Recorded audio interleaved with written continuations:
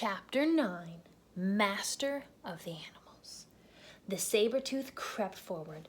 Jack stared in horror. "Play the flute," whispered Annie. "Is she nuts?" Jack thought. "Try," said Annie.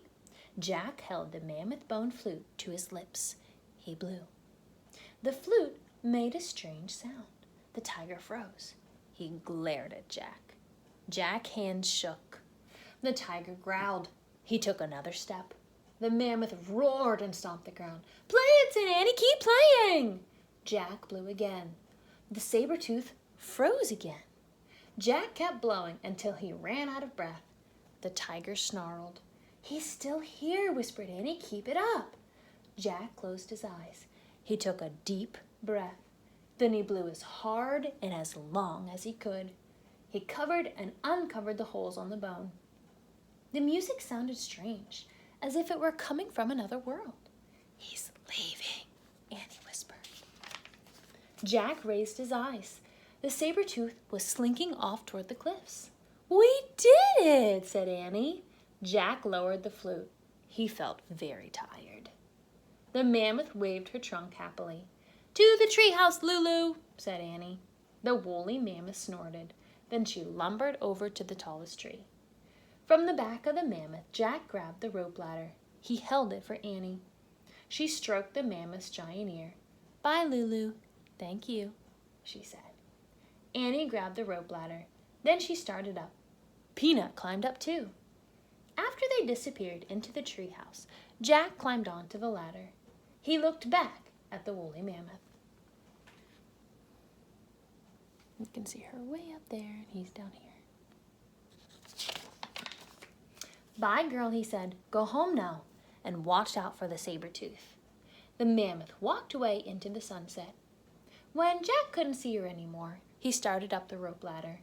He pulled himself into the treehouse. "Ta-da!" said Annie.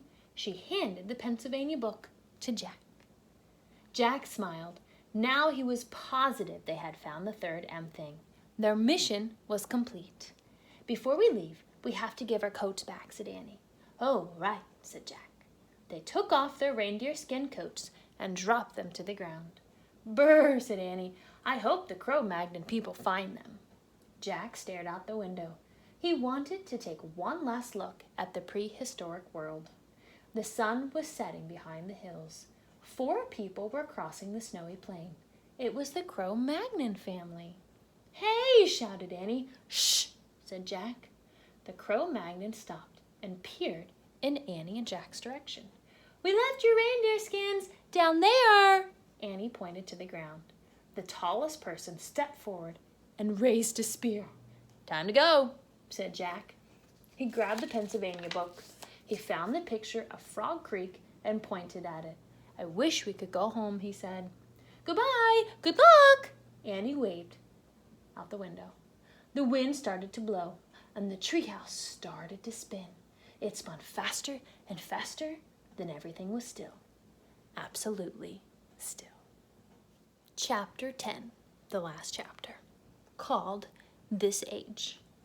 Birds sang. The air was soft and warm.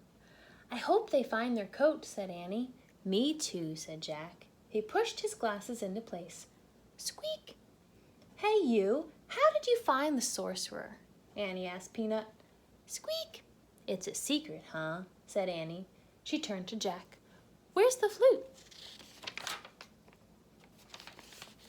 He held up the mammoth bone. Then he placed it on the M carved into the floor. Next to the mango from the rainforest, next to the moonstone from the time of the ninjas. "Moonstone, mango, mammoth bone," Annie said. "We need just one more M thing. Then Morgan will be free from her spell." "Tomorrow," said Jack. Annie patted Peanut on the head.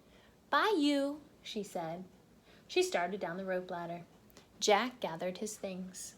He paused and glanced at the mouse. She stared at him with big brown eyes. "Thanks again for helping us," he said. Then he climbed down the rope ladder and jumped onto the ground. Jack and Annie ran through the Frog Creek woods onto their street. Their neighborhood looked rosy in the sunset. "It's great to be back in this age," Jack thought, warm and safe and almost home. Oh, and I forgot to show you the picture. There are the 3 things that they found in their mouths.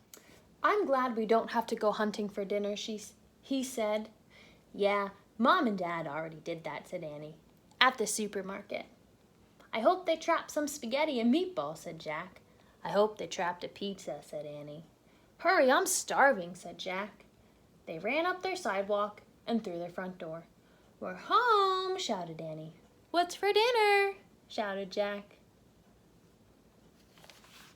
I hope you enjoyed this reading of Sunset of the Sabertooth. I know I enjoyed reading it to you.